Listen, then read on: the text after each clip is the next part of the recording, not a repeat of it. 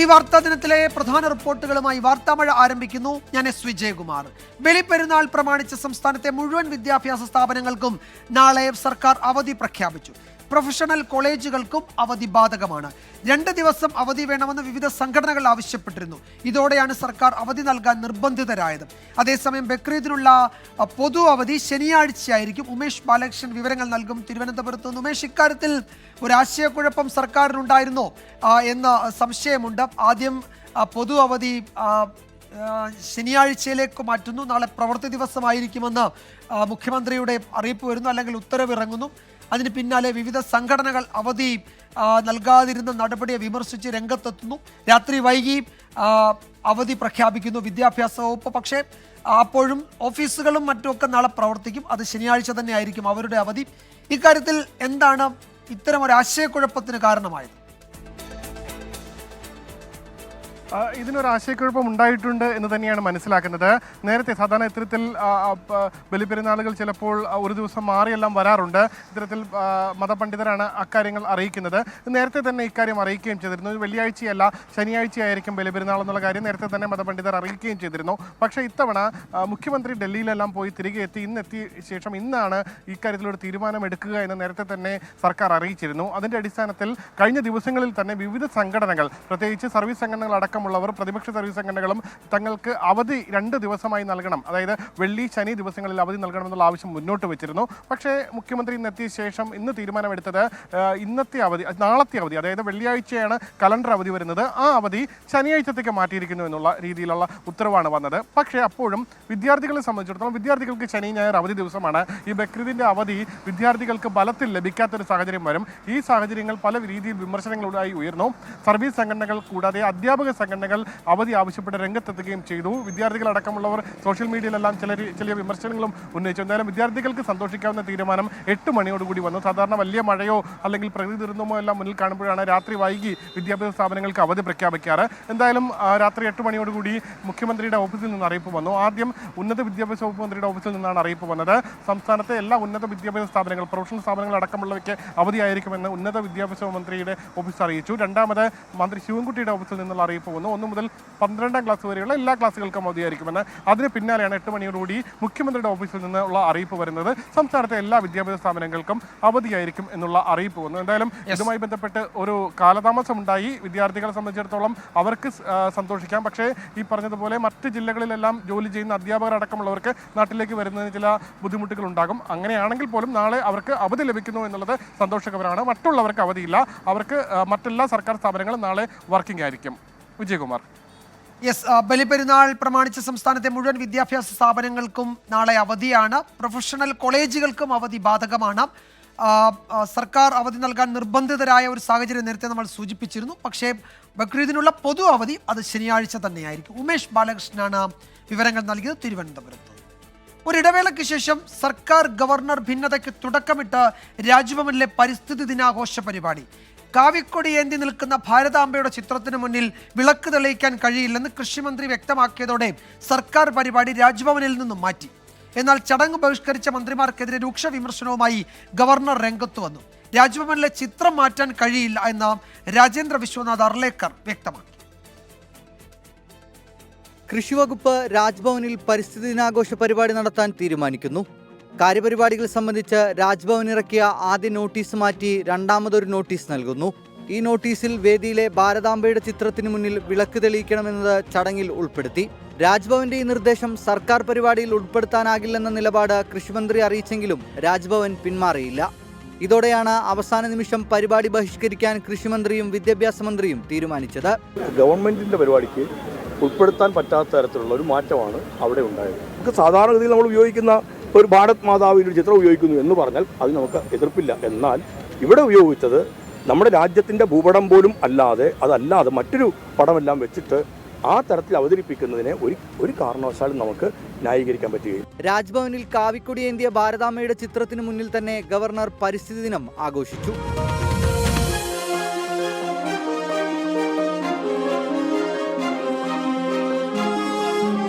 പിന്നാലെ നടന്ന സ്വകാര്യ പരിപാടിയിൽ ഗവർണർ മന്ത്രിമാർക്കെതിരെ രൂക്ഷ വിമർശനം ഉന്നയിച്ചു. ഭാരതമാതാവിന്റെ ചിത്രം മാറ്റാൻ കഴിയില്ലെന്ന് governor. We cannot remove, cannot keep away all these are the idols for which we are living. We cannot do away with this. I do not know what sort of thinking we have in our minds. മുഖ്യമന്ത്രി ഇടപെട്ട് സർക്കാരിന്റെ പരിസ്ഥിതി ദിനാചരണം ദർബാർ ഹാളിലേക്ക് മാറ്റി. 24 തിരുവനന്തപുരം. അതേസമയം രാജ്ഭവനുമായി ബന്ധപ്പെട്ട വിവാദങ്ങൾ ദൗർഭാഗ്യകരമെന്ന് ഗോവ ഗവർണർ പി എസ് ശ്രീധരൻപിള്ള. CPIക്ക് കൂറ് പാകിസ്ഥാനോടാണോ എന്നായിരുന്നു BJP നേതാവ് വി മുരളീധരന്റെ ചോദ്യം. അതിനിടെ രാജ്ഭവൻ RSS ആസ്ഥാനമാക്കാൻ അനുവദിക്കില്ല എന്ന് പ്രതിപക്ഷ നേതാവ് VD സതീശൻ പ്രതികരിച്ചു. രാജ്ഭവന്റെ തെറ്റായ സമീപനമെന്ന് മന്ത്രി P പ്രസാദ് ശരിയായ നിലപാട് സ്വീകരിച്ചു എന്നും CPM സംസ്ഥാന സെക്രട്ടറി MV ഗോവിന്ദനും പറഞ്ഞു. വിവാദങ്ങൾ കേരളത്തിലെ അരങ്ങ് തകർക്കുന്നു, വിവാദങ്ങൾ സൃഷ്ടിക്കുന്നു എന്നുള്ളത് ദൗർഭാഗ്യകരമാണ്. വക്കം ഖാദറിൻ്റെ പറഞ്ഞപ്പം അദ്ദേഹം തൂക്കുമരത്തിലേക്ക് പോകുമ്പോഴും വിളിച്ചത് എന്താ, ഭാരതമാതാ കി ജയ് എന്നാണ്. ഭാരതാംബയുടെ മുമ്പിൽ ഈ രാജ്യത്തുള്ള ജനങ്ങളിൽ, ഈ രാജ്യത്തെ പൗരന്മാർക്ക് ഭാരതാംബയുടെ മുന്നിൽ നിലവിളക്ക് കൊളുത്താൻ പറ്റില്ലെങ്കിൽ പിന്നെ പാകിസ്ഥാൻ്റെ പതാകയുടെ മുന്നിലാണോ നിലവിളക്ക് കൊളുത്തുക എന്നുള്ളത് CPIക്കാർ വ്യക്തമാക്കി കഴിഞ്ഞാൽ ജനങ്ങൾക്ക് ബോധ്യമാവും ഇവരാരുടെ കൂടെയാണ് എന്നുള്ളത്. അങ്ങനത്തെ നിബന്ധനകൾ രാജ്ഭവനിൽ നിന്ന് വയ്ക്കുന്നത് ശരിയല്ലല്ലോ. രാജ്ഭവൻ നേരത്തെ ഞാൻ പറഞ്ഞപ്പോൾ സർക്കാരും മിണ്ടാതിരുന്നു. ഈ പിണറായി വിജയൻ ചുണ്ടൊന്നനക്കിയോ? അപ്പോൾ കാവ്യവൽക്കരിക്കുന്നതിന് വേണ്ടി ഭരണഘടനാ വിരുദ്ധമായ നിലപാടുകൾ സ്വീകരിക്കുകയാണ്. ഞങ്ങൾ ഭരണഘടനാ വിരുദ്ധമായ നിലപാടുകളെ ശക്തിയായിട്ട് അന്നും ഇന്നും ഇനിയും എതിർത്തുകൊണ്ടേയിരിക്കും. കാവ്യവൽക്കരണത്തിൻ്റെ അജണ്ടയാണ് RSS കൈകാര്യം ചെയ്യാൻ ശ്രമിക്കുന്നത്. ഇപ്പോൾ വരുന്ന ഒരു പ്രധാന റിപ്പോർട്ടിലേക്കാണ്. ബംഗളൂരുവിൽ തിക്കിലും തിരക്കിലും പെട്ട് 11 പേർ മരിച്ച അപകടത്തിൽ ജുഡീഷ്യൽ അന്വേഷണം നടത്താൻ കർണാടക സർക്കാർ തീരുമാനിച്ചു. ഇത് സംബന്ധിച്ച ഉത്തരവിറങ്ങി. 30 ദിവസത്തിനകം റിപ്പോർട്ട് നൽകാനാണ് സർക്കാർ നിർദ്ദേശിച്ചിരിക്കുന്നത്. ബംഗളൂരു പോലീസ് കമ്മീഷണറെ സസ്പെൻഡ് ചെയ്തു. ബംഗളൂരു പോലീസിലെ മറ്റുന്നത ഉദ്യോഗസ്ഥരെയും സസ്പെൻഡ് ചെയ്തിട്ടുണ്ട്. RCB മാനേജ്മെന്റ് പ്രതിനിധികളെ അടക്കം അറസ്റ്റ് ചെയ്യുമെന്ന് മുഖ്യമന്ത്രി സിദ്ധരാമയ്യ അറിയിച്ചിട്ടുണ്ട്. മുഹമ്മദ് റഹീസ് വിവരങ്ങൾ നൽകും ബംഗളൂരുവിൽ നിന്ന്. റഹീസ്, ഇത് സർക്കാരിന് മേൽ വലിയ രാഷ്ട്രീയ സമ്മർദ്ദമുണ്ട്. പ്രതിപക്ഷ പാർട്ടികളൊക്കെ സർക്കാരിനെതിരെ രംഗത്ത് വന്നിട്ടുണ്ട്. ജനവികാരവും ഇക്കാര്യത്തിൽ കർണാടക സർക്കാരിനെതിരാണ് എന്നാണ് മനസ്സിലാക്കാൻ കഴിയുന്നത്. ആ ഒരു പശ്ചാത്തലത്തിലാണോ കടുത്ത നടപടിയിലേക്കൊക്കെ സർക്കാർ പോകുന്നത്? ഇവിടെ പോലീസ് തന്നെ DGP മുഖ്യമന്ത്രിക്ക് കൊടുത്ത റിപ്പോർട്ടിൽ പറഞ്ഞിട്ടുണ്ട് ഈ പരിപാടി നടത്താൻ പോലീസ് അനുമതി നൽകിയിരുന്നില്ല എന്ന കാര്യം പറഞ്ഞിട്ടുണ്ട്. അപ്പോൾ രാഷ്ട്രീയ സമ്മർദ്ദം മൂലമാണ് ആ പരിപാടി ഈ രീതിയിൽ നടത്തേണ്ടി വന്നതെന്ന് പോലീസ് തന്നെ ഭംഗ്യന്തരേണ പറയുന്നുണ്ട്. അപ്പോഴാണ് ഉന്നത പോലീസ് ഉദ്യോഗസ്ഥർക്കെതിരെ നടപടിയെടുത്ത് മുഖം രക്ഷിക്കാനുള്ള സർക്കാരിൻ്റെ നീക്കം, അല്ലേ?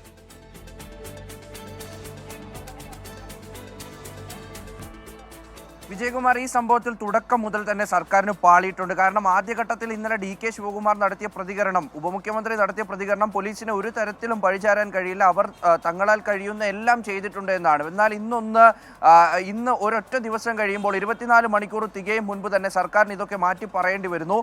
ഇപ്പോൾ ഈ ഒരു ക്യാബിനറ്റ് മീറ്റിംഗ് അല്പസമയം മുൻപ് ഉണ്ടായിരുന്നു. അതിനുശേഷമാണ് ഇത്തരത്തിലൊരു കടുത്ത തീരുമാനത്തിലേക്ക് സർക്കാർ പോയിരിക്കുന്നത്. അതായത് ഉന്നത ഉദ്യോഗസ്ഥർക്കെതിരെ കൂട്ട നടപടി എടുത്തിരിക്കുകയാണ്. ബംഗളൂരു പോലീസ് കമ്മീഷണർക്ക് സസ്പെൻഷൻ ലഭിച്ചിരിക്കുന്നു. ഒപ്പം തന്നെ അഡീഷണൽ കമ്മീഷണർക്ക് സസ്പെൻഷൻ, ഡെപ്യൂട്ടി കമ്മീഷണർക്ക് സസ്പെൻഷൻ, SP-ക്ക് സസ്പെൻഷൻ, അങ്ങനെ ഉന്നത ഉദ്യോഗസ്ഥർക്കെതിരെ എല്ലാം കൂട്ട നടപടി എടുത്തിരിക്കുകയാണ്. ഈ ഒരു സംഭവം നടന്ന പോലീസ് സ്റ്റേഷൻ, അതായത് കുബ്ബൺ പാർക്ക് പോലീസ് സ്റ്റേഷന്റെ കീഴിലാണ്. അവിടുത്തെ ഇൻസ്പെക്ടർക്ക് സസ്പെൻഷൻ ലഭിച്ചിട്ടുണ്ട്. അങ്ങനെ പ്രധാനപ്പെട്ട ഉദ്യോഗസ്ഥർക്കെല്ലാം സസ്പെൻഷൻ ലഭിക്കുന്ന തരത്തിലേക്ക് കാര്യങ്ങൾ പോകുന്നു. ഇതിന് പിന്നിൽ അവരുടെ കയ്യിൽ നിന്നെല്ലാം ഇറസ്പോൺസിബിൾ ആൻഡ് നെഗ്ലിജൻസ്, അതായത് ഉത്തരവാദിത്വമില്ലായ്മ നടന്നിട്ടുണ്ട്. അത്തരത്തിലുള്ള ഒരു പ്രവർത്തനമാണ് അവർ ഇന്നലെ കാഴ്ചവെച്ചത് എന്നുള്ള സൂക്ഷ്മത കുറവ് ഇവരുടെ ഭാഗത്തു നിന്നുണ്ടായി എന്നുള്ള കാര്യങ്ങളൊക്കെയാണ് അല്പസമയം മുൻപ് മുഖ്യമന്ത്രി സിദ്ധരാമയ്യ പറഞ്ഞു വെക്കുന്നത്. അതിനുശേഷമാണ് അദ്ദേഹം പറയുന്നത് ഒരു ജുഡീഷ്യൽ അന്വേഷണത്തിലേക്ക് കാര്യങ്ങൾ നീങ്ങുകയാണ്. അത് റിട്ടയർഡ് ഹൈക്കോടതി ജസ്റ്റിസ് മൈക്കൽ കൊൻഹയുടെ നേതൃത്വത്തിൽ ഒരു ജുഡീഷ്യൽ അന്വേഷണം നടത്തും. അദ്ദേഹമാണ് ഈ അന്വേഷണം നടത്തുന്നത്. ഒറ്റ അംഗ കമ്മീഷനാണ്. അപ്പോൾ തീർച്ചയായിട്ടും ആ ഒരു റിപ്പോർട്ട് 30 ദിവസത്തിനുള്ളിൽ നൽകണമെന്ന് കർശനമായ നിർദ്ദേശം നൽകിയിട്ടുണ്ട് എന്ന് സിദ്ധരാമയ്യ പറയുന്നു. ഒപ്പം തന്നെ നേരത്തെ നമ്മൾ പറഞ്ഞിരുന്നതാണ് ഈ CIDക്ക് ഈ അന്വേഷണം കൈമാറുന്നതുമായി ബന്ധപ്പെട്ട് ക്രൈം ഇൻവെസ്റ്റിഗേഷൻ ഡിപ്പാർട്ട്മെൻറ്റിന് ഈ അന്വേഷണം കൈമാറുന്നു എന്നിപ്പോൾ മുഖ്യമന്ത്രി ഔദ്യോഗികമായി അറിയിച്ചിരിക്കുകയാണ്. നേരത്തെ ഇത് കർണാടക ഹൈക്കോടതിയിൽ ഒന്ന് പറഞ്ഞു വെച്ചതാണ്. അതിനുശേഷം ഇപ്പോൾ ഔദ്യോഗികമായി ഇത് അറിയിച്ചു വെക്കുന്നു. അതിനുശേഷമാണ് പ്രധാനപ്പെട്ട പല കാര്യങ്ങൾ കൂടി പറയുന്നത്. അതായത് ഈ ഒരു പരിപാടി ഓർഗനൈസ് ചെയ്തത് RCB ആണ്. ഒപ്പം തന്നെ ഒരു ഇവന്റ് മാനേജ്മെന്റ് ടീം ഉണ്ടായിരുന്നു. കർണാടക സ്റ്റേറ്റ് ക്രിക്കറ്റ് അസോസിയേഷന് കൂടി ഇതിൻ്റെ ഉത്തരവാദിത്വമുണ്ട്. അപ്പോൾ അത്തരത്തിൽ രജിസ്റ്റർ ചെയ്ത കേസുകളിലെല്ലാം കൃത്യമായ അന്വേഷണം ഉണ്ടാകണം. ഇവരെയൊക്കെയും അറസ്റ്റ് ചെയ്യണം എന്നതടക്കമുള്ള ഒരു തീരുമാനം അല്ലെങ്കിൽ അത്തരത്തിലുള്ള ഒരു പ്രതികരണം കൂടി, കടുത്ത പ്രതികരണമാണ് സിദ്ധരാമയ്യയുടെ ഭാഗത്തു നിന്നുണ്ടായിരിക്കുന്നത്. അദ്ദേഹത്തിൻ്റെ വാർത്താ സമ്മേളനത്തിൻ്റെ ഒരു ടോണും അത്തരത്തിൽ തന്നെയായിരുന്നു. താൻ MLA ആയതിനു ശേഷമോ മന്ത്രിയായതിനു ശേഷമോ ഒന്നും അത്തരത്തിൽ ഈ കാലയളവിലൊന്നും ഇങ്ങനത്തെ കാഴ്ചകളൊന്നും കണ്ടിട്ടില്ല എന്ന് അദ്ദേഹം പറഞ്ഞു വെക്കുന്നു. അങ്ങനെ എന്തായാലും ഇപ്പോൾ രാഷ്ട്രീയമായ ഇത്തരത്തിലുള്ള നീക്കങ്ങൾ സജീവമാണ്. മുഖം രക്ഷിച്ച് കടന്നു പോകാൻ കർണാടക സർക്കാർ ശ്രമിക്കുന്നു. പക്ഷേ ഇന്നലെ പറഞ്ഞതല്ല ഇന്ന് പറഞ്ഞത് എന്നുകൂടി നമുക്ക് പറയേണ്ടി വരും വിജയകുമാർ.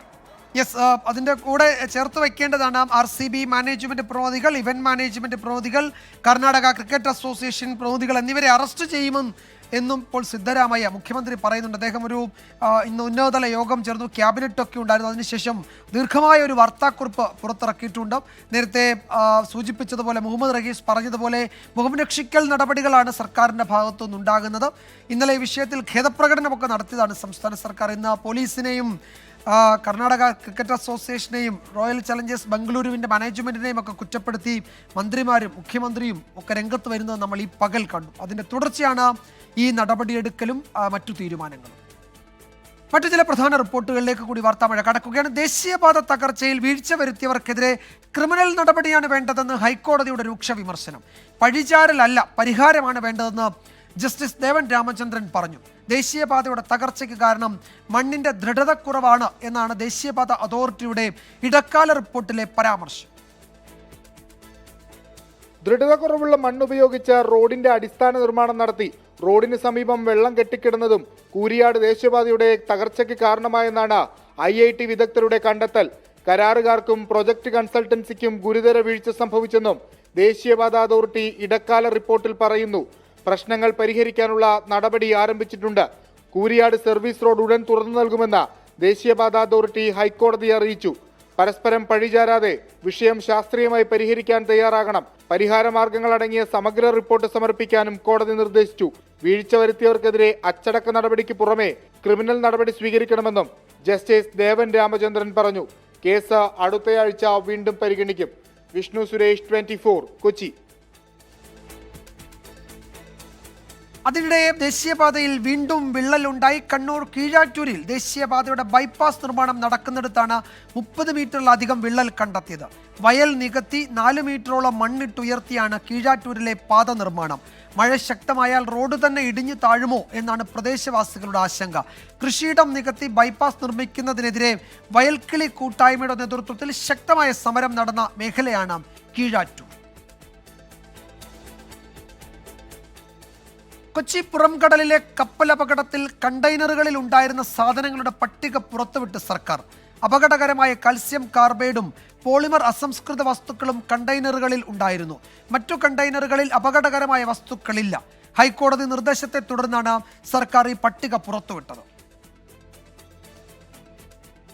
13 കണ്ടെയ്നറുകളിലാണ് കാൽസ്യത്തിൻ്റെയും കാർബണേറ്റിൻ്റെയും സംയുക്തമായ കാൽസ്യം കാർബൈഡ് ഉള്ളത്.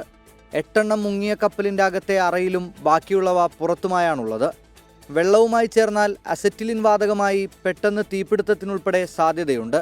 പ്ലാസ്റ്റിക് നിർമ്മിക്കാനുള്ള പോളിമർ അസംസ്കൃത വസ്തുക്കളാണ് 60 കണ്ടെയ്നറുകളിലുള്ളത്. പെട്രോളിയം ഉൽപ്പന്നങ്ങളായ ഇവയെ വിവിധ മോൾഡിംഗ് പ്രക്രിയയിലൂടെയാണ് നിത്യോപയോഗ വസ്തുക്കളാക്കി മാറ്റുന്നത്. ഇവ രണ്ടും മാത്രമാണ് അപകടകാരികളായി കണ്ടെയ്നറിലുള്ളത്. കസ്റ്റംസിന് കൈമാറിയ പട്ടികയിൽ ക്യാഷ് എന്ന് രേഖപ്പെടുത്തിയിരുന്നത് കാഷ്യൂ ആണെന്ന് കണ്ടെത്തി. കശുവണ്ടിക്കൊപ്പം തേങ്ങയും നട്ട്സുമാണ് 46 കണ്ടെയ്നറുകളിൽ ഉൾപ്പെട്ടിരിക്കുന്നത്. 39 കണ്ടെയ്നറുകളിൽ കോട്ടണും 87 കണ്ടെയ്നറുകളിൽ തടിയുമുണ്ട്. 71 കണ്ടെയ്നറുകളിൽ സാധനങ്ങളില്ല. 643 കണ്ടെയ്നറുകളാണ് കപ്പലിൽ ഉണ്ടായിരുന്നതെന്നാണ് സൂചന. ഇതിൽ 640 എണ്ണത്തിൻ്റെ പട്ടികയാണ് പുറത്തുവിട്ടിരിക്കുന്നത്. പരിസ്ഥിതി പ്രശ്നം പരിഹരിക്കാനുള്ള വേഗത്തിലുള്ള നടപടികളും പുരോഗമിക്കുകയാണ്. 24 തിരുവനന്തപുരം. വാർത്താമഴയിലേക്ക് വീണ്ടും സ്വാഗതം. നിലമ്പൂരിൽ പോര് മുറുകുന്നു.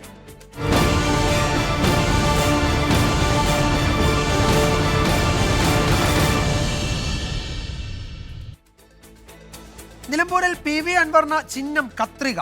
അൻവർ ഉൾപ്പെടെ 10 സ്ഥാനാർത്ഥികൾ മത്സര രംഗത്തുണ്ട്. പത്രിക പിൻവലിക്കാനുള്ള സമയപരിധി അവസാനിച്ചു. തന്നെ കുടുക്കിയ നേതാക്കളെ കത്രികപ്പൂട്ടിടാനുള്ള അവസരമാണിതെന്ന് PV അൻവർ പ്രതികരിച്ചു. നിലമ്പൂർ അംഗത്തിന് 10 പേർ.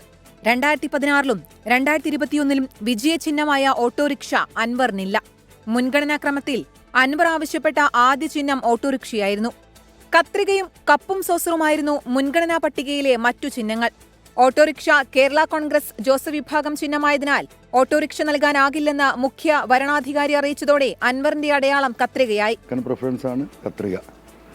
അത് കിട്ടിയതിൽ വളരെ സന്തോഷമുണ്ട്. കാരണം ഈ തെരഞ്ഞെടുപ്പിലെ ഞാൻ ഇന്ന് നിങ്ങളുടെ മുന്നിൽ ഈ കോലത്തിൽ നിൽക്കേണ്ടി വന്നത് പിണറായിയും VD സതീശനും കൂടിയിട്ടുള്ള എന്നെ കത്രികപ്പൂട്ടിൽ കുടുക്കിയതാണ്. ആ കത്രികപ്പൂട്ടിനെ കത്രിക കൊണ്ട് തന്നെ നേരിടാനുള്ള ഒരു സാഹചര്യം ഇവിടെ ഒരുങ്ങിയിരിക്കുകയാണ്. പിൻവലിച്ച പത്രികകളിൽ PV അൻവറിന്റെ അപരൻ അൻവർ സാദത്തുമുണ്ട്. SDPI സ്ഥാനാർത്ഥി സാദിഖ് നടുത്തുടി ബലൂൺ അടയാളത്തിൽ മത്സരിക്കും. UDF സ്ഥാനാർത്ഥി ആര്യടൻ ഷൌക്കത്തിന് കൈപ്പത്തി, LDF-ലെ M സ്വരാജിന് അരിവാൾ ചുറ്റിക നക്ഷത്രം, NDA-യിലെ മോഹൻ ജോർജിന് താമര എന്നിവയാണ് ചിഹ്നങ്ങൾ. 24 നിലമ്പൂർ. UDF-യുമായുള്ള സഹകരണത്തിന് മുന്നണിക്ക് മുന്നിൽ ഉപാധികളുമായി PV അൻവർ. UDF-ന് അധികാരം ലഭിച്ചാൽ ആഭ്യന്തരമന്ത്രി സ്ഥാനവും വനം വകുപ്പും നൽകണമെന്ന PV അൻവറിന്റെ ആവശ്യമാണ് രാഷ്ട്രീയ കൗതുകമായത്. പറഞ്ഞതിൽ ഉറച്ചു നിൽക്കുകയാണ് അൻവർ.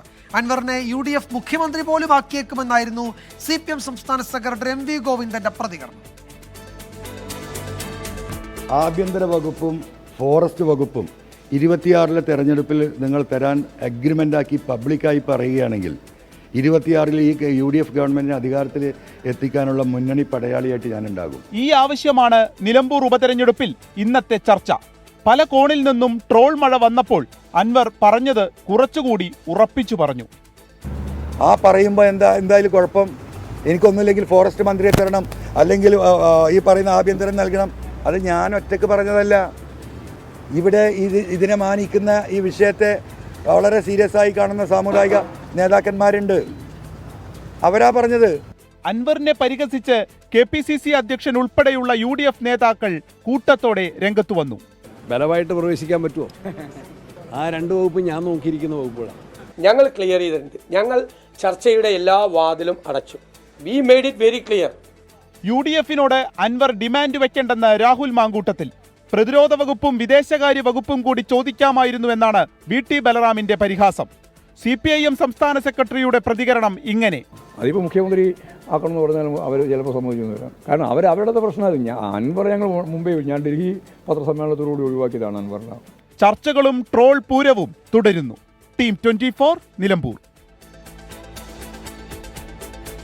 PV അൻവറിനെ ചതിക്കുഴിയിൽപ്പെടുത്തി രാജിവെപ്പിച്ചതാണെന്ന് കേന്ദ്രമന്ത്രി സുരേഷ് ഗോപി.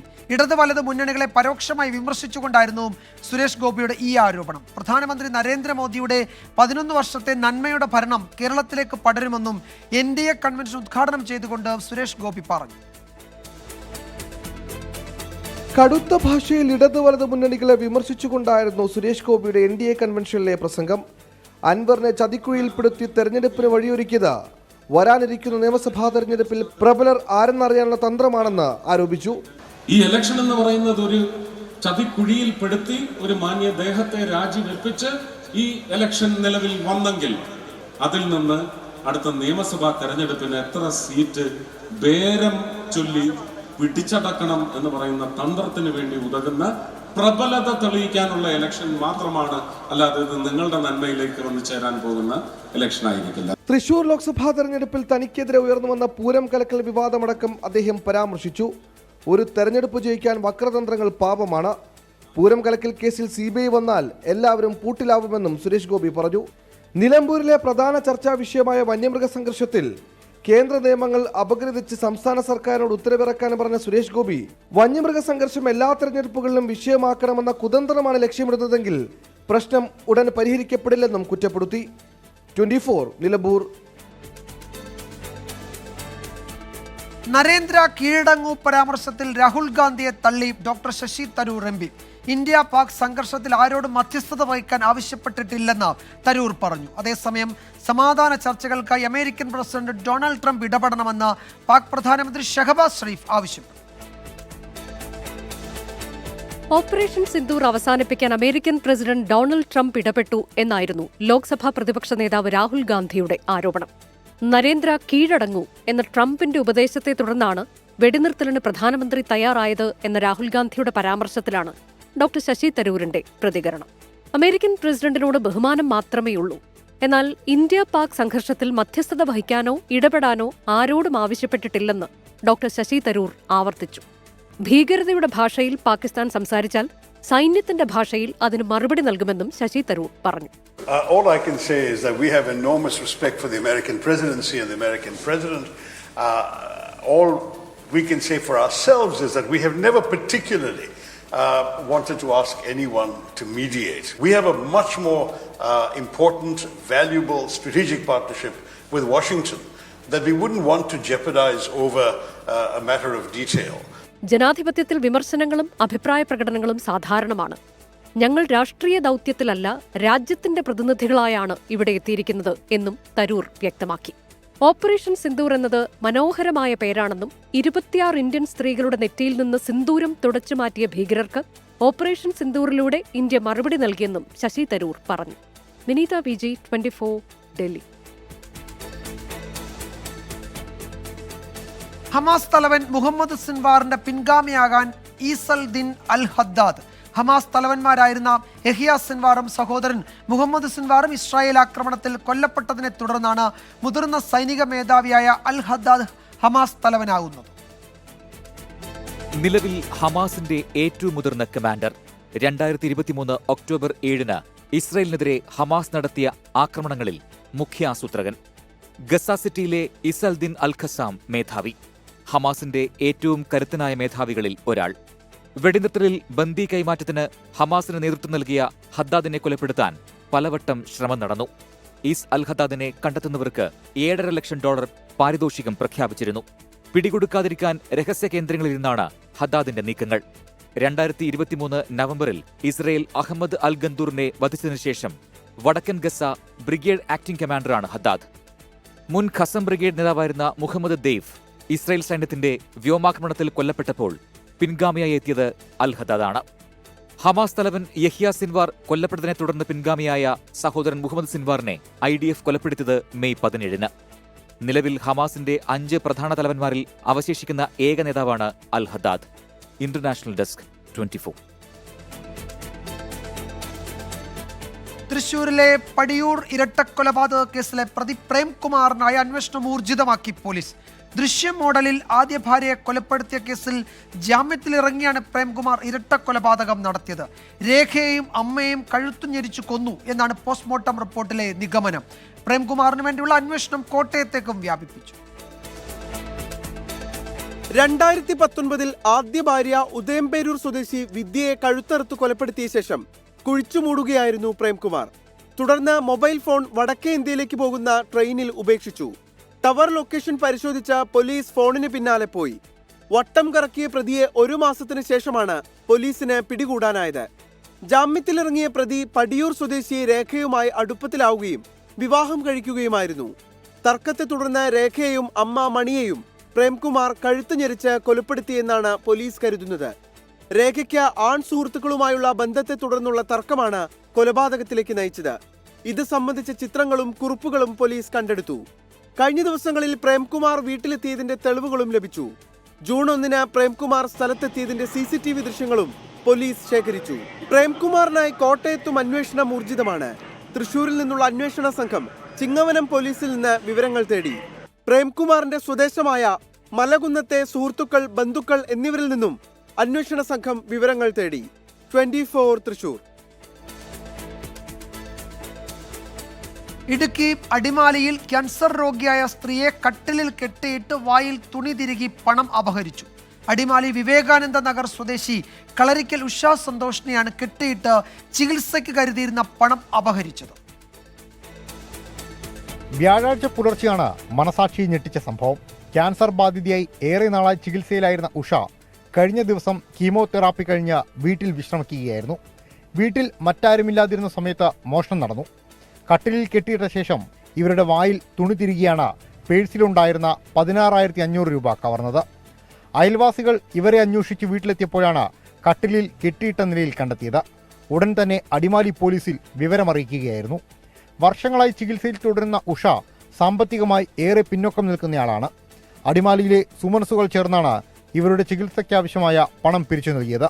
ഈ തുകയുൾപ്പെടെയാണ് മോഷ്ടാവ് കവർന്നത്. കെട്ടിയിട്ടിട്ട് കയ്യെ രണ്ടേലും ചവിട്ടി പിടിച്ചിട്ട് പറഞ്ഞു 6 ലക്ഷം രൂപ പിരിവ് കിട്ടിയതല്ലേ, പൈസ വാങ്ങിയെടുത്ത് താട്ടെന്ന് പറഞ്ഞു.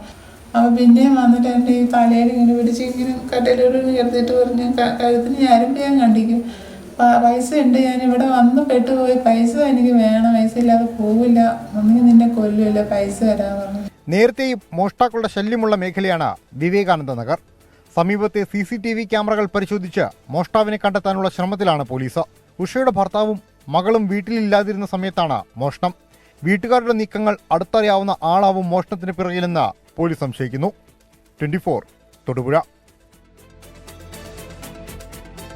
തിരുവനന്തപുരം കിളിമാനൂരിൽ അധ്യാപികയുടെ വ്യാജപ്രചാരണത്തിൽ മനം നൊന്ത വിദ്യാർത്ഥിനി പഠനം അവസാനിപ്പിച്ചു എന്ന 24 വാർത്തയിൽ നടപടി. സംഭവത്തിൽ ആരോപണ വിധേയനായ Kilimanoor Raja Ravi Varma girls higher secondary സ്കൂളിലെ അധ്യാപിക CR ചന്ദ്രലേഖയെ സസ്പെൻഡ് ചെയ്തു. സഹാധ്യാപകനോടുള്ള വൈരാഗ്യത്തെ തുടർന്ന് വിദ്യാർത്ഥിനിയെ അധ്യാപിക ബലിയാടാക്കുകയായിരുന്നു. 24 ബിഗ് ഇമ്പാക്ട്. അവിടുത്തെ അധ്യാപകനായ സാർ അധ്യാപകനെ പീഡിപ്പിച്ചു എന്നും പറഞ്ഞുകൊണ്ട് അവിടുത്തെ ഒരു ടീച്ചർ ഇങ്ങനെ പറഞ്ഞ് ഗ്രൂപ്പുകളിൽ മെസ്സേജ് ഇടുകയും പിന്നെ അവിടുത്തെ കുട്ടികളോടായാലും അവിടെ വരുന്നവരോടായാലും ഇങ്ങനെ എല്ലാവരുടെ ഇങ്ങനെ പറഞ്ഞ്. +1 വിദ്യാർത്ഥിനി ഗുരുതര അപസ്മാരം പിടിപെട്ട് സ്കൂളിൽ നിന്നും 4 മാസം മാറി നിന്നപ്പോഴായിരുന്നു അധ്യാപകർ തമ്മിലുള്ള ചേരിപ്പോരിന്റെ പേരിൽ കുട്ടിയെ ഇരയാക്കിയത്. നാണക്കേടിലായ വിദ്യാർത്ഥി പഠനം പാതിവടിയിൽ ഉപേക്ഷിച്ചത് 24 എന്ന് വാർത്തയാക്കി. വാർത്ത ശ്രദ്ധയിൽപ്പെട്ട വിദ്യാഭ്യാസ മന്ത്രി അടിയന്തര നടപടിക്ക് നിർദ്ദേശം നൽകി. സ്കൂൾ നടത്തിപ്പിനെ സംബന്ധിച്ചിടത്തോളം പ്രാഥമികമായി തന്നെ ഒരു അന്വേഷണം നടത്താം, നടത്തിയിട്ട് അതിൽ ഇടപെടേണ്ട കാര്യങ്ങൾ ഇടപെടാം.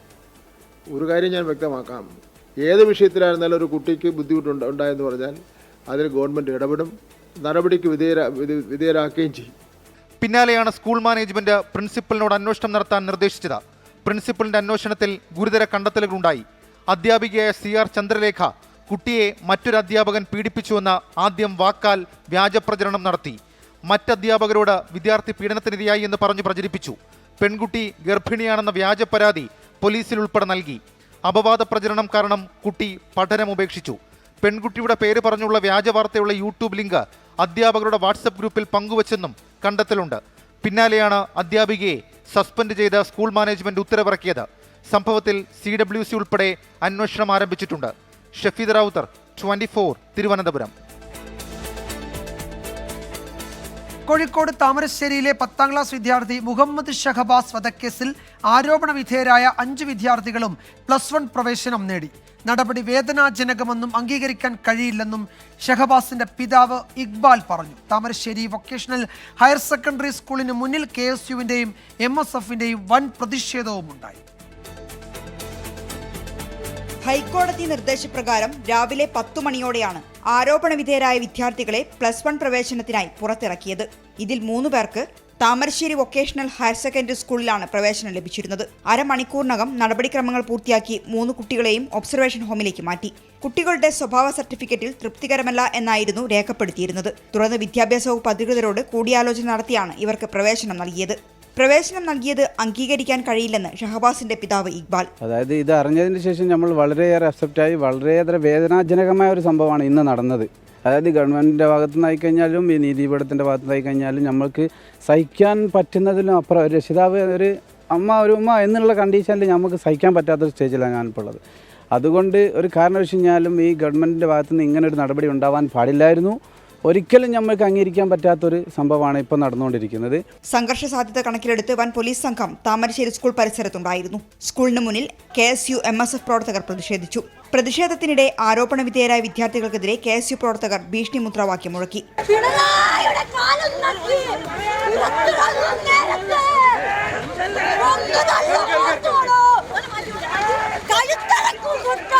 മറ്റ് 2 കുട്ടികൾ കോഴിക്കോട് നഗരത്തിലെ സ്കൂളുകളിലാണ് പ്രവേശനം നേടിയത്. +1 പ്രവേശനത്തിനായി ഹൈക്കോടതി ഇന്നൊരു ദിവസത്തെ സമയമായിരുന്നു അനുവദിച്ചിരുന്നത്. 24 കോഴിക്കോട്. ആലപ്പുഴ കഞ്ചാവ് കേസിൽ യു പ്രതിഭ MLA-യുടെ മകൻ കനിവടക്കം 7 പേരെ ഒഴിവാക്കി എക്സൈസ് കുറ്റപത്രം സമർപ്പിച്ചു. 2 പേർ മാത്രമാണ് കേസിൽ ഇപ്പോൾ പ്രതികൾ. തെളിവുകളുടെ അഭാവമാണ് കേസിൽ നിന്ന് ഒഴിവാക്കാൻ കാരണം എന്നാണ് എക്സൈസ് വിശദീകരണം. കനിവ് കഞ്ചാവ് വലിച്ചതിന് തെളിവില്ല. കഞ്ചാവ് ഉപയോഗിക്കുന്നത് എക്സൈസ് ഉദ്യോഗസ്ഥർ കണ്ടിട്ടില്ല.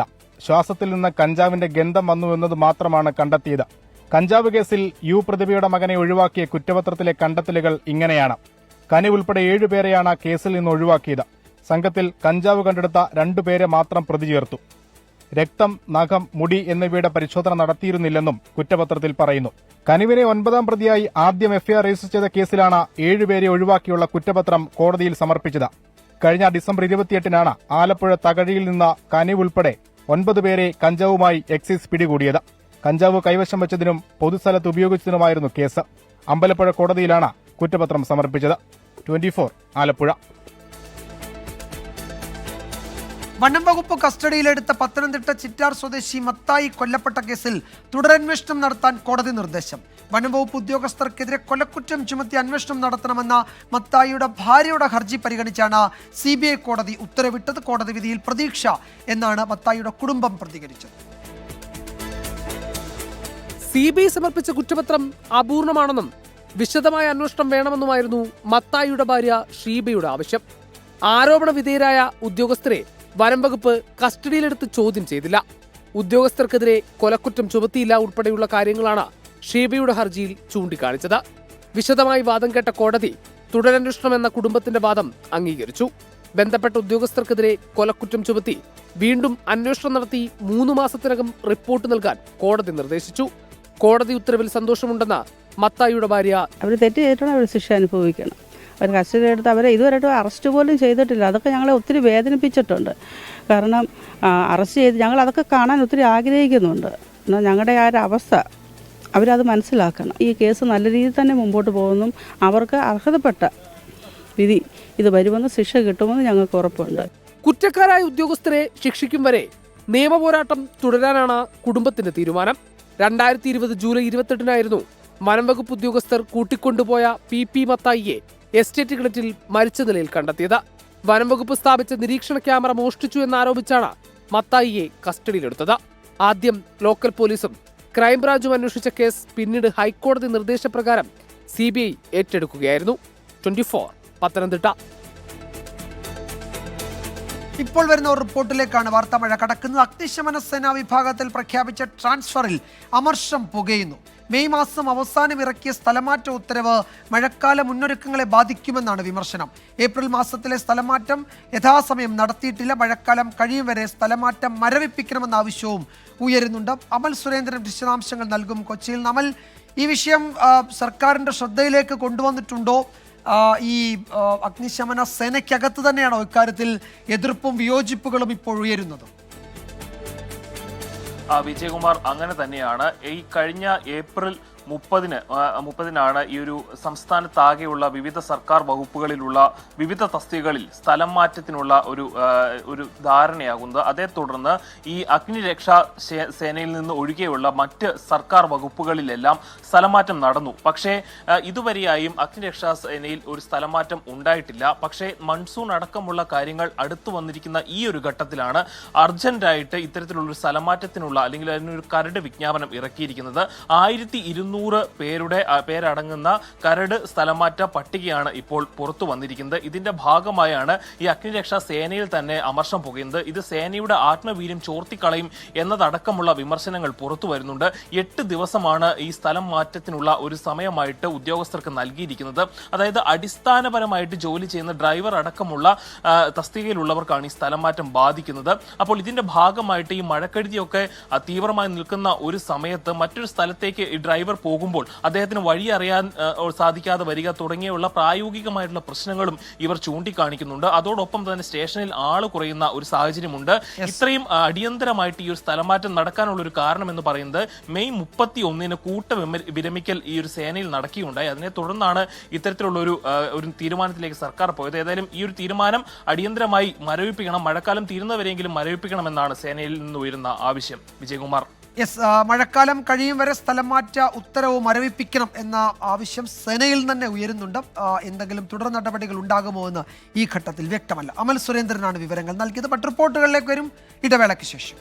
വാർത്തമഴയിലേക്ക് വീണ്ടും സ്വാഗതം. ഹജ്ജിന്റെ പ്രധാന ചടങ്ങായ അറഫ സംഗമം അവസാനിച്ചു. മിനായിലെ ജംറകളിൽ നാളെ കല്ലേറ് കർമ്മം തുടങ്ങും. ഹജ്ജ് തീർത്ഥാടകർ മുസ്തലിഫയിലേക്ക് നീങ്ങിക്കൊണ്ടിരിക്കുകയാണ്. ഗൾഫ് രാജ്യങ്ങളിൽ ബലിപ്പെരുന്നാൾ നാളെയാണ്. لا إله إلا الله وحده لا شريك له له الملك وله الحمد يحيي ويميت وهو على كل شيء قدير لا إله إلا الله وحده لا شريك له له الملك وله الحمد يحيي ويميت وهو على كل شيء قدير. ഒരേ വേഷവും ഒരേ മന്ത്രധ്വനികളുമായി തീർത്ഥാടക ലക്ഷങ്ങൾ അറഫയിൽ സംഗമിച്ചു. ഇന്ന് ഉച്ച മുതൽ സൂര്യൻ അസ്തമിക്കുന്നതുവരെ പാപമോചന പ്രാർത്ഥനകളിലും മറ്റു ആരാധനാകർമ്മങ്ങളിലും മുഴുകി. ഒരുമയുടെയും സഹനത്തിൻ്റെയും സന്ദേശം ഉയർത്തിപ്പിടിച്ച് 160ഓളം രാജ്യങ്ങളിൽ നിന്നുള്ള 18 ലക്ഷത്തോളം തീർത്ഥാടകരാണ് ഇന്ന് അറഫയിൽ സംഗമിച്ചത്. അറഫയിലെ നമീറ പള്ളിയിൽ നടന്ന പ്രാർത്ഥനയ്ക്കും ഖുതുബയ്ക്കും ഹറം പള്ളി ഇമാം ഷെയ്ഖ് സാലിഹ് അൽ ഹുമൈദ് നേതൃത്വം നൽകി. നമീന പള്ളിയും ചരിത്രപ്രസിദ്ധമായ ജബൽ റഹ്മ മലയും തീർത്ഥാടകരാൽ നിറഞ്ഞു കവിഞ്ഞു. അറഫ സംഗമത്തിൽ പങ്കെടുത്ത തീർത്ഥാടകൻ നവജാത ശിശുവിനെ പോലെ പാപമുക്തനാണെന്നാണ് വിശ്വാസം. ഏറെ സന്തോഷത്തിലാണ് മലയാളികൾ ഉൾപ്പെടെയുള്ള തീർത്ഥാടകർ. ഒരു ദിവസത്തെ പരിശീലന ക്യാമ്പാണ് അറഫ. എല്ലാ വിശ്വാസികളെയും പുതിയ ഒരു പാഠം അവർക്ക് നൽകുന്നു. ഹൃദയത്തിൻ്റെ പരമോന്നതമായ ശുദ്ധി വരുത്തുന്നു. എല്ലാ വിഭാഗം ആളുകളോടും സ്നേഹവും സൗഹാർദ്ദവും സമാധാനവും സഹായ സഹകരണവും ചെയ്തേ മതിയാകൂ, അതെൻ്റെ നിർബന്ധ ബാധ്യതയാണ് എന്നവൻ നിർബന്ധമായും മനസ്സിലാക്കുന്നു. അടുത്ത കർമ്മത്തിനായി തീർത്ഥാടകർ മുസ്തലിഫയിലേക്ക് നീങ്ങിക്കൊണ്ടിരിക്കുകയാണ്. ഇനി രാത്രി മുസ്തലിഫയിലെ തുറന്ന മൈതാനത്ത് കഴിയുന്ന ഹാജിമാർ നാളെ മുതൽ മിനായിലെ ജംറകളിലെറിയാനുള്ള കല്ലുകൾ ശേഖരിക്കും. ഹജ്ജ് തീർത്ഥാടകരെ സംബന്ധിച്ചിടത്തോളം ഏറ്റവും തിരക്കേറിയ ദിവസമാണ് നാളെ. മിനായിലെ ജംറയിൽ കല്ലേർ കർമ്മം നിർവഹിക്കുന്നതോടൊപ്പം തന്നെ ബലി നൽകുക, വിശുദ്ധ ഹറമിൽ പോയി വിശുദ്ധ കാബയെ തവാഫ് ചെയ്യുക, മുടിയെടുക്കുക തുടങ്ങിയ കർമ്മങ്ങളെല്ലാം തീർത്ഥാടകർ ചെയ്യുന്നത് നാളെയാണ്. എല്ലാ കർമ്മങ്ങളും നിർവഹിച്ച് നാളെ രാത്രിയോടെ മാത്രമേ തീർത്ഥാടകരിൽ ഭൂരിഭാഗവും മീനായിലെ തമ്പുകളിൽ തിരിച്ചെത്തുകയുള്ളൂ. അറഫയിൽ നിന്നും ജലീൽ കണ്ണമംഗലം, 24. ഹജ്ജ് തീർത്ഥാടകർക്ക് ആരോഗ്യവും ക്ഷേമവും ഉറപ്പാക്കാനായി സ്ഥാപിച്ച ക്ലിനിക്കുകൾ ശ്രദ്ധേയമാകുന്നു. ആരോഗ്യ സംരംഭകനായ ഡോക്ടർ ഷംഷീർ വയലിൻ്റെ റെസ്പോൺസ് പ്ലസ് മെഡിക്കലിലൂടെയാണ് തീർത്ഥാടകർക്കായുള്ള ആരോഗ്യ സേവനങ്ങൾ ഒരുക്കിയത്. UAE ആസ്ഥാനമായി പ്രവർത്തിക്കുന്ന റെസ്പോൺസ് പ്ലസ് ഹോൾഡിംഗിൻ്റെയും അനുബന്ധ സ്ഥാപനമാണ് റെസ്പോൺസ് പ്ലസ് മെഡിക്കൽ. മിഡിൽ ഈസ്റ്റിലെ ഏറ്റവും വലിയ പ്രീ ഹോസ്പിറ്റൽ അടിയന്തര ചികിത്സാ ദാതാവാണ് റെസ്പോൺസ് പ്ലസ് ഹോൾഡിംഗ്. ഹജ്ജ് കർമ്മങ്ങൾ നടക്കുന്ന പ്രധാന സ്ഥലങ്ങളിലായി റെസ്പോൺസ് പ്ലസിന്റെ 18 ക്ലിനിക്കുകളാണ് പ്രവർത്തിച്ചു വരുന്നത്. അടിയന്തര സാഹചര്യങ്ങളെ നേരിടാൻ പൂർണ്ണമായും സജ്ജീകരിച്ചിരിക്കുന്ന ക്ലിനിക്കുകളിൽ 350 വിദഗ്ധരടങ്ങുന്ന സംഘമാണ് ചികിത്സ നൽകുന്നത്. നൂതന സാങ്കേതിക വിദ്യകൾ അടങ്ങിയ 125 ആംബുലൻസുകൾ അടക്കം സജ്ജമാക്കിയിട്ടുണ്ട്. തീർത്ഥാടനം തുടങ്ങുന്നതിന് മുൻപ് ഡോക്ടർ ഷംഷീർ വയലിൽ നേരിട്ടെത്തി സൗകര്യങ്ങൾ വിലയിരുത്തിയിരുന്നു. കൊച്ചി ശാസ്ത്ര സാങ്കേതിക സർവകലാശാല ബിടെക് പ്രവേശന പരീക്ഷയിൽ പാലാ ബ്രില്യൻറ്റ് സ്റ്റഡി സെന്ററിന് മിന്നും ജയം. കോഴിക്കോട് സ്വദേശി ആദിൽ സയാൻ അഖിലേന്ത്യാ തലത്തിൽ ഒന്നാമതെത്തി. ആദ്യ 10 റാങ്കുകളിൽ 9 ബ്രില്യൻറ്റിലെ വിദ്യാർത്ഥികൾ സ്വന്തമാക്കി. കോഴിക്കോട് ചുള്ളിപ്പറമ്പ് സഭാ വീട്ടിൽ ഡോക്ടർ മുഹമ്മദ് ഉസ്മാന്റെയും ഡോക്ടർ സീനയുടെയും മകൻ ആദിൽ സയാൻ ഈ വർഷത്തെ JEE അഡ്വാൻസ്ഡ് പരീക്ഷയിൽ കേരളത്തിൽ 3ാം സ്ഥാനം കരസ്ഥമാക്കിയ ആദിൽ കുസാറ്റ് എൻട്രൻസിൽ ഒന്നാമനായി. നിരഞ്ജന, മാഹിർ അലി, നമിയ ഫാത്തിമ, ജെറോം ബേബി എന്നിവരാണ് യഥാക്രമം ആദ്യ 5 റാങ്കുകളിൽ. ബ്രില്യന്റിലെ വിദ്യാർത്ഥികളായ അനന്തു 6ാം റാങ്കും ശ്രീഹരി P 7ാം റാങ്കും ഗൗരിശങ്കർ S 8ാം റാങ്കും സ്വന്തമാക്കി. ഹരിനന്ദ് SK 10ാം റാങ്ക് നേടി. കുസാറ്റ് ബിടെക് പ്രവേശന പരീക്ഷയിൽ അഖിലേന്ത്യാ തലത്തിലെ ആദ്യ 50 റാങ്കിനുള്ളിൽ 46ഉം ആദ്യ 100 സ്ഥാനങ്ങളിൽ 87ഉം സ്വന്തമാക്കിയത് പാലാ ബ്രില്യൻറ്റ് സ്റ്റഡി സെന്ററിൽ പരിശീലനം നേടിയ വിദ്യാർത്ഥികളാണ്. 5 വർഷ ഇന്റഗ്രേറ്റഡ് പ്രോഗ്രാമായ MSc ഇൻ സ്റ്റാറ്റിസ്റ്റിക്സിൽ അഖിലേന്ത്യാ തലത്തിൽ 1ാം സ്ഥാനം കരസ്ഥമാക്കിയ വിഘ്നേഷ് S കുമാറും ബ്രില്യന്റിലെ വിദ്യാർത്ഥിയാണ്.